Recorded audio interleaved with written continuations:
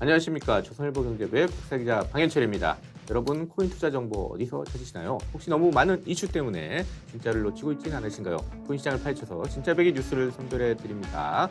그럼 8월 11일 목요일 코인 파헤치기 본격적으로 시작해 보도록 하겠습니다. 오늘은 IT 전문 미디어 테크엠의 이소 부사장 나오셨습니다. 안녕하세요. 안녕하세요. 네. 어젯밤 오늘 새벽 해가지고 저희 글로벌 시장에서 좀 큰 뉴스가 있었죠. 소위 미국의 소비자 물가 이게 좀 발표가 됐는데 이게 8.5% 해가지고 지난 6월 달에 9.1% 했는데 그거보다 훨씬 낮아지고 소위 월가 전망 9.7%보다도 더 낮고 그래가지고 인플레이션 피크 되는 거 아니냐 그러면서 이 코인 시장에도 상당히 좀 영향을 줬어요. 네, 이게 아무래도 또 꽤 올랐더라고요. 네. 코인도 이제 그 자산의 하나로 확실하게 인정을 받고 있기 때문에 네. 사실 지난달에 이제 CPI 보고 상당히 시장에서 충격이 좀 컸잖아요. 네. 근데 이제 이게 더 이상 이제 더 물가가 더 오르지 않을 거다라는 기대감이 생기다 보니까 사실은 이제 금리 인상에 대해서도 뭐 빅스텝이니 굉장히 많은 얘기들이 있었는데 네. 당장 이번 달에 0.5% 정도 선에서 마무리되지 않겠느냐 이런 얘기들이 힘을 좀 받으니까 코인도 덩달아 지금 좀 많이 올랐어요. 네. 지금 비트코인 같은 경우에는 사실 이제 지난달에 많이 떨어졌을 때는 사실 2천만 원 깨지는 거 아니야 이런 얘기도 있었는데 지금 오늘 보니까 3,200만 원 이제 미국 달러 기준으로 이제 25,000불까지 올라왔고요. 네. 이더리움은 사실 한 달 새 2배가 올랐어요. 제일 많이 오른 좀 코인이. 이따 우리 또 그 얘기 할 거죠. 그 얘기를 네. 할 건데 네. 그 이더리움의 개별 이슈도 있지만 어쨌든 매크로 환경이 그 위험 자산의 하나로 분류되는 코인도 좀 이제 바닥 찍고 올라가는 거 아니냐 이런 얘기들이 좀 나오면서 좀 시장이 좀 안정화 단계에 들어선 모습이긴 합니다. 네, 일단 미국의 인플레이션이 피크를 칠 가능성이 상당히 높아지면서 코인 시장에서도 조금 괜찮은 모습들이 지금 나타나고 있습니다. 그럼 이런 상황에서 일단 세 가지 또 키워드 준비해 오셨죠? 저희가 이제 글로벌 코인 시장에서 좀 봐야 될 키워드들 어떤 거 좀 준비해 오셨어요? 네, 오늘 일단 국내 이슈 하나와 해외 이슈 두 가지를 준비해 봤는데요. 첫 번째 키워드는 불붙는 NFT 거래 시장. 두 번째 키워드는 이더리움 9월 업데이트는 뭐지? 세 번째 키워드는 임박한 미국의 코인 제도화입니다. 예, 그럼 이 이슈를 하나하나 파헤쳐 보도록 하겠습니다. 첫 번째, 불붙는 NFT 거래 시장입니다. NFT 그럼 대체 불가능 토큰인데 예를 들어 전반적으로 코인 시장 별로 안 좋았는데 최근에 좀 NFT 이 쪽도 사실 같이 안 좋았다가 국내에서 대기업들이 조금 NFT에 지금 뛰어들고 있다고 이런 얘기들이 계속 나오네요. 네? 사실 이게 그 불붙는 NFT 거래 시장이라고 정의를 하긴 했는데 그 지난달에 또는 이제 6월 이후에 코인 시장 되게 안 좋았을 때 그때 무너졌던 NFT랑 지금도 여기서 말하는 NFT는 조금 달라요. 좀 달라요? 네. 같은 NFT는 아닌 게 사실 그 전에 인기가 많았던 NFT는 그림이나 사실은 실제 존재하지 않는 것들에 대한 어떤 이미지화, 이제 PFP라고 부르는데 허황된 NFT가 이제 그 돈이 몰리면서 좀 버블이 있었는데 이게 이제 6월 이후에 삼성전자, 현대자동차, 신세계그룹, 현대백화점 이런 국내 이제 굴지의 제조든 유통이든 이런 기업들이 다 NFT를 발행을 하니까 여기 시세는 또 따로 놉니다. 그렇습니까? 그러니까 약간 NFT 시장이 불이 붙었다 또는 거품이 빠졌다 이렇게 말하기엔 시장이 조금 이제 국내와 해외로 좀 갈리는 듯한 느낌이 들고요. 전반적인 NFT 시장이 지금 불 붙었다 이런 얘기는 아니고 그렇죠. 전 세계적이라고 말하기는 어려운데 우리나라에서는 블록체인을 기반으로 그동안 자산이 될 수 없었던 것들을 이 NFT가 자산으로 만들어주는 어떤 그런 사례들이 굉장히 많아지고 있다는 거. 그리고 6월에, 7월에, 8월에 지금까지도 이제 굉장히 많은 기업들이 이쪽 시장에 들어오고 있다는 얘기를 오늘 이제 해보려고 하는데요. 그럼 최근에 어떤 것들이 있는지 좀 알아보죠, 그러면. 일단 올 초 이후에 좀 트렌드가 바뀐 건 이제 앞서 말했던 것처럼 허황된 어떤 그런 게 아니라 실물 자산 쪽으로 NFT가 빠르게 들어오고 있다는 거예요. 그러니까 사실 이번 달 들어서 좀 많이 뉴스를 내는 곳은 이제 이통사입니다. 이동통신사. 우리나라에 사실 세 개밖에 없죠.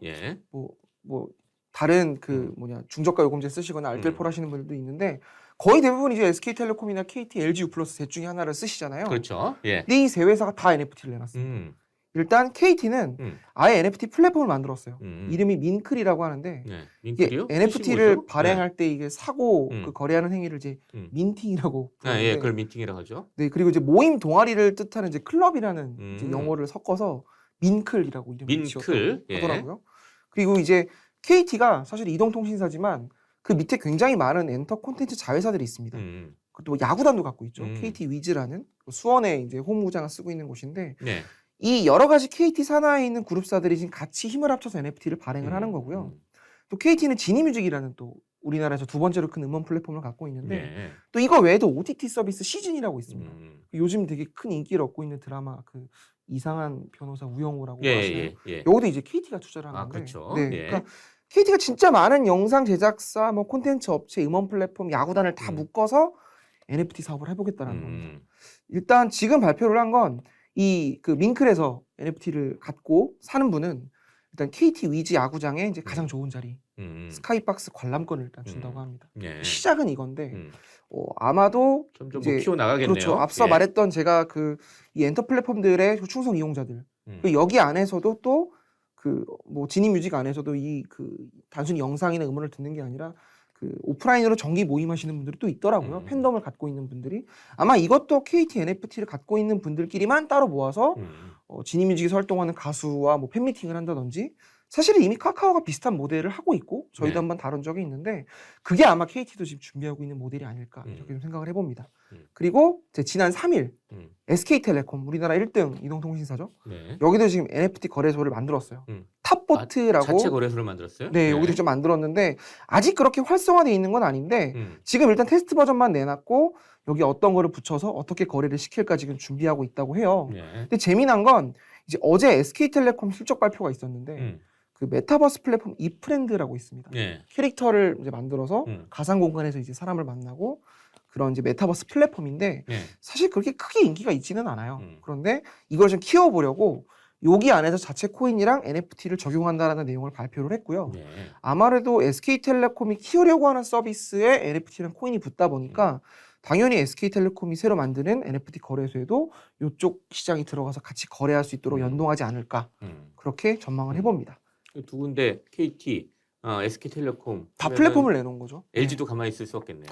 네, LG U+도 준비는 하고 있는데 일단 아직 플랫폼을 내놓진 않았고요. 자기들이 직접 플랫폼을 운영한다라기보다는 오픈시라고 있습니다. 여기도 세계에서 제일 큰 NFT 거래 플랫폼이라고 알려져 있는데 여기에 그 LG U+가 만든 캐릭터가 있어요. 문어라고. 이게 곰 같은 건데 그러니까 하여튼간 요 캐릭터를 기반으로 한 NFT를 오픈시에다가 지금 팔겠다고 해요. 사실 운영 방식은 똑같은 게 이 문어 NFT를 갖고 있는 분들은 LG U+가 별도의 콘서트도 열어주고 또 다양한 이벤트도 진행하고 사실 셋 다 거의 대동소이하다고 보시면 되는데 아무래도 많은 IP를 갖고 있고 이용자에게 NFT 보유자에게 많은 거를 보여줄 수 있는 업체가 조금 더 앞으로 각광을 받지 않을까 싶습니다.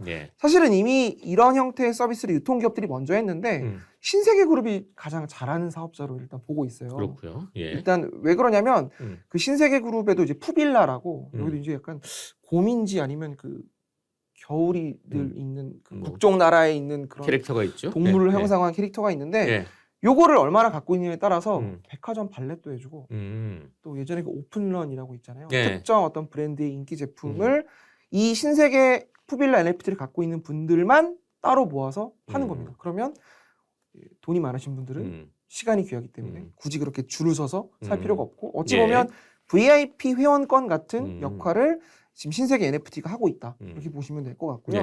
신세계 그룹에서 사실 뭐 백화점 말고도 면세점도 있고 다양한 또 관계사들이 있잖아요. 아마 이쪽도 같이 연계해서 서비스가 곧 나오지 않을까 이렇게 싶습니다. 이게 말고도 뭐 삼성전자, 현대자동차 이런 데도 다 NFT 이미 지금 준비를 하고 있는 플레이어들이 하고 있죠. 대기업 위주로 많은데요.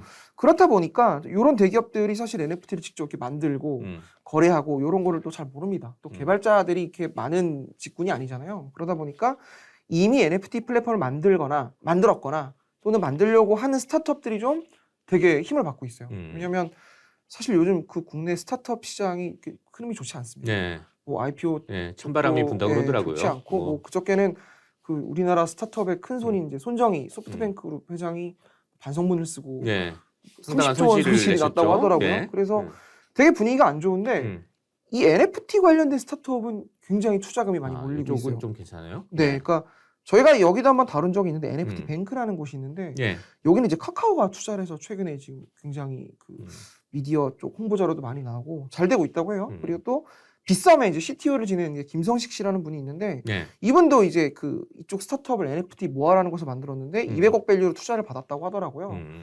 그러니까 지금 아마 이런 그 핫한 NFT 스타트업들이 지금 계속 투자를 받고 덩치를 네. 불리고 이러고 있는 걸 보면 아무래도 기존의 대기업 NFT 플랫폼이랑 별개로 직접 플랫폼을 만드는 사업자도 있겠지만 그 NFT 플랫폼을 만들 수 있는, 그러니까 개발을 위탁하는 그런 형태의 시장도 앞으로 좀 잘 되지 않을까. 그래서 NFT 거래 시장을 기반으로 한 신사업이 앞으로도 꾸준히 등장할 가능성이 크고 이쪽을 한번 염두에 두시면 재밌을 것 같아서 한번 준비해봤습니다. 한번 쳐다봐야 되겠군요. 네. 두 번째 키워드는 이제 이더리움 얘기입니다. 이더리움 뭐 어떤 얘기죠? 네. 네, 이더리움 업데이트 저희가 사실 여러 번 다뤘죠. 오늘 초부터 다뤘는데 드디어 이제 9월 한다고 확정이 났고 비탈릭 부테린 이더리움 창시자가 이제 직접 한국에 와서 발표를 했어요. 아, 이번에 한국에 왔죠? 네, 왔어요. 만나셨어요? 만났는데 이분이 사실 한국에 또 자주 오십니다.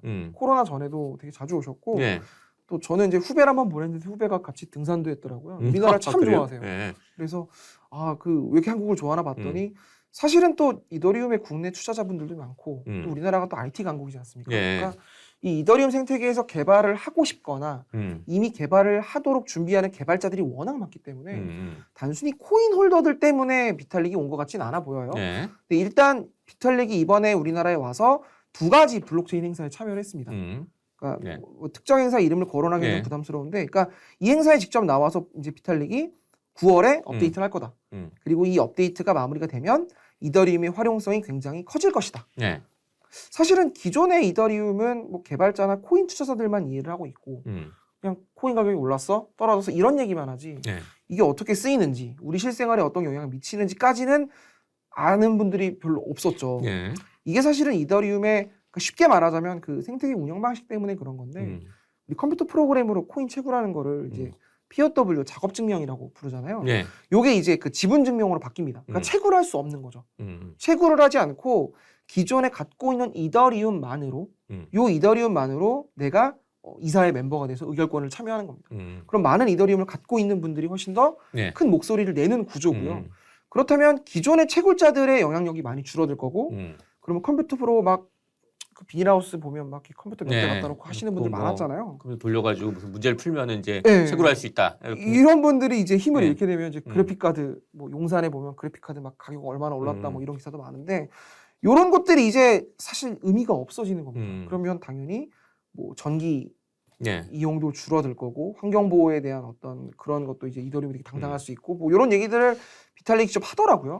그러다 보니까 이게 파생돼 가지고 그래픽 카드 만드는 엔비디아 주가가 막 떨어지고 있어요. 그러니까요. 그러니까 근데 아마 이게 저희가 다음 시간에 한번 이걸 다뤄보려고 하는데 쉽게 그렇게 바뀌지 않을 거예요. 왜냐면 채굴하시는 분들도 목소리가 있고 이분도 이쪽 그 진영에도 이더리움을 많이 갖고 있어요. 그러니까 이미 그쪽도 지분이 상당하기 때문에 이렇게 그 POS로 전환하자라고 딱 해서 다 동시에 갈 수 있는 상황은 아니어서 그래서 실제 업데이트가 완벽하게 이루어질지 업데이트 이후에 갈등은 어떻게 될지 이 구도도 한번 지켜봐야 되는 건데 여튼 부테린이 와가지고 일단 얘기를 했죠. 비탈릭의 얘기는 앞으로 업데이트가 되면 블록체인의 활용 데이터 양이 늘어나고 처리 속도도 빨라지고 그만큼 많은 거래가 한 번에 처리할 수 있게 돼서 수수료도 낮아지고 대기업들이 이더리움을 쉽게 쓸 수 있을 것이다. 이게 일단 핵심이고요. 많이 쉽게 사용할 수 있게 된다. 뭐 그런 내용이네요. 그렇죠. 사실은 이게 그 속도가 제일 중요한데 서비스를 이용할 때는 저희가 보통 신용카드 결제하고 바로 영수증이 나와야 되잖아요. 그리고 어떤 앱을 눌러서 결제를 하면 바로 문자 메시지로 와야 되는데 되죠. 그게 안 오고 몇 분을 기다린다고 생각을 하면 불안해서 쓸 수가 없어요. 지금 이더리움이 그래요. 그러니까 대기업들이 쓸 수가 없는 겁니다. 근데 이제는 요걸 기존의 하면 인터넷 속도만큼 만들어주겠다라는 건데 그러다 보면 속도가 빨라지니까 수수료도 낮아진다라는 건데 과연 성사가 될지 과연 완벽하게 이루어질지에 대해서는 이제 앞서 말했던 것처럼 여전히 의구심이 있고 반대 세력도 내부에 있기 때문에 조금 지켜봐야 되는 이슈다. 일단 이게 공표가 되면서 최근에 가격은 많이 올랐고요. 일단 올해 고점이 일단 그 400만 원까지 갔었던 걸로 기억을 하는데 한번 좀 지켜보시면 좋을 것 같습니다. 일단 이더리움 창시자인 비탈릭 부테린이 국내에 와서 9월달에 하겠다까지 얘기를 다 했어요. 이게 어떻게 될지 좀 지켜보도록 하겠습니다. 자, 세 번째 키워드로 넘어가도록 하죠. 세 번째는 임박한 미국의 코인 제도화 뭐 이런 얘기네요. 요즘 그 외신 보면은 코인 쪽 뉴스가 굉장히 많이 나옵니다. 그러니까 전에는 약간 그 거시적인 뉴스 정도만 나왔는데 지금은 딱 규제 기간까지 찍혀가지고 좀 뉴스가 많이 나오더라고요. 그러니까 일단 이번 주에 포브스가 먼저 폼을 음. 열었습니다. 그러니까 미국의 대표 언론사인데 예. 코인 거래소와 상장 코인에 대한 본격적인 미국 정부의 조사가 시작이 됐다. 약 40여 개의 미국 코인 거래소가 조사 물망에 올랐고 이들 중 상당수는 자금 세탁과 관련해 조사를 받게 될 것으로 보인다. 이렇게 뉴스가 나왔어요. 그러니까 40여 개의 미국 코인 거래소라면 사실상 미국에 있는 대부분의 코인 거래소가 다 해당된다고 코인 거래소 다 조사한다는 보시면 될 얘기네요. 것 같고요. 예. 일단 규제 기관은 여기서 나오는 곳은 증권거래위원회 SEC. 네. 이고 일단 SEC가 거래소의 40개의 전수조사뿐만 아니라 9개 특정 가상자산을 딱 꼽아서 이건 증권성이 있으니 퇴출 여부를 검토하겠다라는 발표도 같이 했어요. 예. 그러니까 상품이 아니라 증권성을 띈 코인은 사실 미국은 지금 그 규제가 분명히 존재하기 때문에 허락 없이 발행될 수 없어요. 네. 애초에 증권 자체를 규제하는 곳이 따로 SEC 있죠. 증권거래위원회인데 거기서 증권이다 그러면은 거기에 안 되는 거거든요. 예. 저기 승인을 받아야지만 그렇죠. 발행할 수 있는 거죠. 예. 그런데 지금 사실 리플 소송도 있고 이게 사실 계속 그냥 그 서로 이 규정이 없다 보니까 이게 그냥 서로가 계속 이렇게 밀고 당기면서 시간을 끌어왔는데 SEC가 본격적으로 칼을 꺼내든 것이 아니냐 이렇게 보는 시각이 많고 일단 우리나라도 영향을 바로 줬어요. 이제 이번 주 초에 업비트와 빗썸 등 국내 코인 거래소가 앞으로 코인 상장 폐지를 같이 하겠다고 발표를 한 적이 있잖아요. 그러니까 지금 같이 움직이고 있는데 여기서도 잇따라 발표를 하면서 미국이 지정한 9개의 증권성 혐의를 갖고 있는 코인 중에 2개에서 3개는 우리나라도 거래가 되고 있다. 즉 투자자분들은 미국에서 퇴출을 할 수 있으니 우리도 어떻게 될지 모르니 투자할 때 조심하셔라 라는 공지를 올렸어요. 그러니까 당장 뭐 상장 폐지한다는 건 아닌데 경우에 따라 상장 폐지에 나설 수 있으니 시세가 급격하게 흔들릴 수 있고 그러니 투자하실 때 염두에 두셔라 이런 공지를 일단 한 거죠. 그러니까 근데 이게 그 사실 물밑에서 저도 좀 알아봤더니 단순히 어떤 그 규제 이슈가 아니라 그 미국 금융 규제에 크게 두 축이 있잖아요. SEC가 있고 또 상품 선물 거래위원회가 있습니다. CFTC라는 곳이 있는데 여기도 지금 코인 쪽에 계속 그 숟가락을 올리려고 하고 있어요. 그러니까 이쪽과 SEC 알력 다툼 아니냐. 어차피 피할 수 없는 코인 제도화라면 하나라도 우리가 더 규제 관할을 가지고 와야 된다. 이런 내용이 아니냐라는 일단 얘기가 있고요. 그래서 지금 CFTC도 관련 내용이 그냥 발표가 굉장히 많아요. 근데 재밌는 건 오늘 또 뉴스가 나왔는데 우리나라의 그 공정거래위원회 역할을 하는 FTC라고 있습니다. 연방거래위원회라고 부르는데 여기도 지금 코인 거래소 조사를 한다고 발표를 했어요. 그러니까 보면 지금 금융시장을 컨트롤할 수 있는 규제기관이 동시에 다 코인 쪽에 대한 뉴스를 발표하는 그런 모양새고 시장 규제 주도권을 두고 앞으로 미국 규제당국에서 치열한 경쟁이 펼쳐질 것으로 보이고 그러다 보면 많은 악재가 굉장히 빠르게 오픈되지 않을까. 일단 지금 미국 정부가 지금 코인 규제 제도를 이제 만들고 있는데 그걸 하기 위해서 여러 가지 지금 조사를 하면서 어떤 기관이 이거를 주도할 것이냐 가지고 지금 이제 싸우는 약간 그런 느낌이 드네요. 미국 의회에서도 지금 계속 관련 법안이 지금 발의가 되고 있어요. 거의 대동소이해요. 그렇기 때문에 아무래도 빠르게 진행이 될 것 같은데 미국은 일단 기본적으로 기존에 있는 그 테두리 안에서 코인을 이해하려고 하는 시각이 좀 많아요. 그래서 아무래도 정말 그 어느 규제기관이 그 주도권을 쥐게 될지는 조금 시간을 두고 보셔야겠지만 분명한 건 제도화는 거의 다 왔다. 이렇게 보시면 될 것 같고. 관심사 이제 그럼 우리나라 어떻게 될 거냐? 그렇죠. 미국이 딱 결정되고 그거 따라할 가능성이 높잖아요. 네, 그러니까 우리나라도 이제 8월 들어서 금융위원회가 일단 발표를 했어요. 이에 앞서 한동훈 법무부 장관이 사실 미국도 다녀오면서 이쪽에 대한 충분한 스터디를 한 거로 일단 알고 있고요. 그래서 지금 국내 코인 거래소 조사를 하고 있다라는 얘기를 제가 들었습니다. 아직 뭐 이건 나오지 않았는데 일단 금융위원회는 코인을 증권형이랑 비증권형으로 나눠서 각각 따로 규제하겠다고 발표를 한 상황이에요. 그 증권형 코인의 같은 경우는 그 자본시장법 규제 체계에 따라 발행될 수 있도록 이거에 대한 규율 체계를 별도로 만들겠다라고 일단 발표를 했고 비증권형은 지금 일단 국회에 계류 중인 법안이 있습니다. 그 윤석열 정부의 또 핵심 공약 중에 하나였던 디지털 자산 기본법이 있는데 아무래도 미국의 규제 가이드라인이 최종적으로 나오면 또 어느 정도 밑그림이 그려지면 아마 여당이랑 정부도 디지털 자산 기본법을 빠르게 제정할 것으로 보여져요. 이미 이거에 대해서 여당 쪽에서도 굉장히 많은 뉴스를 그동안 냈기 때문에 앞으로 코인 발행 상장, 불공정 거래 뭐 이런 쪽 이슈까지 함께 가이드라인에 담겨서 곧 제도화가 우리도 이루어지지 않을까 싶습니다. 우리 제도화를 또 보기 전에 미국에서 또 어떻게 움직이는지 이것도 잘 봐야 될 것 같습니다. 자, 이렇게 해서 오늘 거의 마무리할 시간이 다 됐는데 저희 시청자, 구독자 여러분께 마무리 인사 좀 부탁드리겠습니다. 네, 저희가 이게 그 코인 파헤치 로드 1년 4, 5개월 정도 한 것 같은데 처음 시작할 때 이제 코인 제도화가 머지 않았다라고 얘기했는데 눈앞으로 이제 온 게 실제로 좀 느껴져서 뭐 시세를 저희가 지금 말하기는 매크로 환경 때문에 좀 어려운 부분이 있지만 분명 코인 제도가 눈앞으로 왔기 때문에 이제는 정말 빠르게 준비를 해야 될 때가 왔다. 네. 그래 적극적으로 이제는 투자에 대한 것도 고려해 볼 음. 시기가 왔다. 네. 라고 말씀을 좀 드려보고 싶습니다. 예, 감사합니다. 8월 11일 목요일 코인 파헤치기 마칠 시간입니다. 요즘 목요일 5시 유튜브 조선일보 원희 채널에서는 코인 시장의 이슈를 생생하게 전달합니다. 구독은 물론 알림 설정까지 해주셔서 알찬 정보들 놓치지 마시길 바랍니다. 오늘 함께해 주신 IT 전문 미디어 테크엠의 이수호 부사장, 그리고 저는 조선일보 경제부의 박사 기자 강현철이었습니다. 감사합니다. 감사합니다.